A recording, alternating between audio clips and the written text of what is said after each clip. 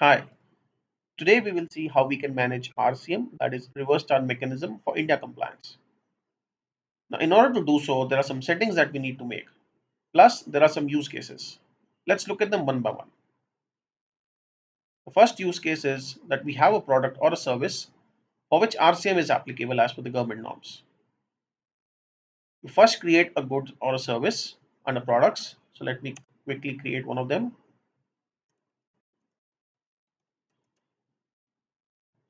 Need to specify the HSN or the SAC code in case of service. Tax gets populated on its own. The important setting is under accounting. So the ITC adjustment needs to be set as ITC reversed. You can save this. Now when you create a bill,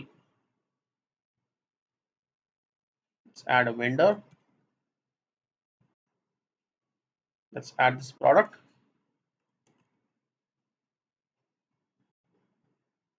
Now, as soon as you select this product, you can see RCM 12% is shown on the canvas. When you enter the unit price, you can see there is no GST that is shown on the purchase bill as is the required behavior. However, when you hover, it will show you a calculation based on which the RCM is calculated. You can save this and this gets reflected in the correct section under the GSTR3 report. Now the next use case is when you purchase from an unregistered vendor. In that case, RCM needs to be applied. Now we need to have an unregistered vendor for that. Let's see how we can create an unregistered vendor. We go to contacts, new contact, let's call it unregistered vendor. Under accounting, I will select the GST treatment type as unregistered business.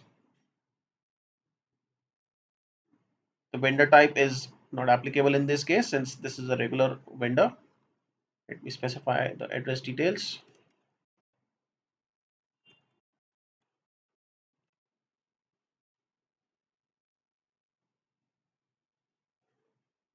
Let's create a bill now. Click on new bill. Let's add this vendor. Let me add a regular product.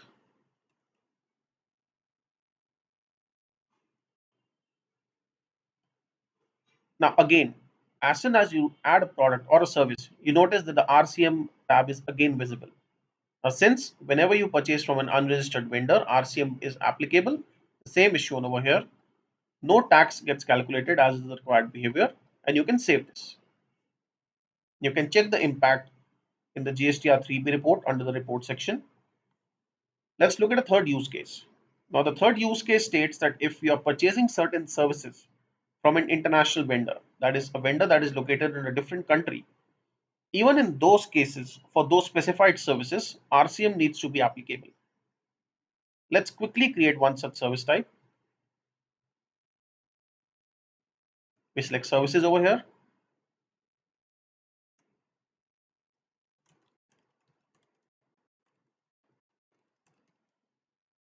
I'll specify the SAC code.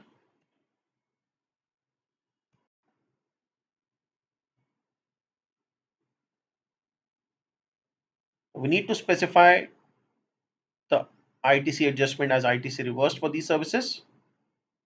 We'll click on save. We need to also have a vendor that is from a different country. So we'll go under contacts. We'll quickly create a vendor from a different country. So we will select the GST treatment type as overseas. The vendor treatment is import. We'll select a different country.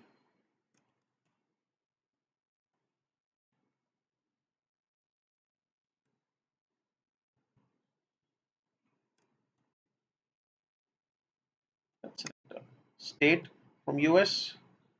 Click on save. Now when we create a bill, let's select this vendor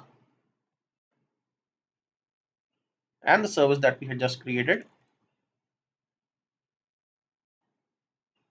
You can see as soon as you select this particular service for which RCM is applicable, you can see RCM is shown on the canvas again. You key in the price.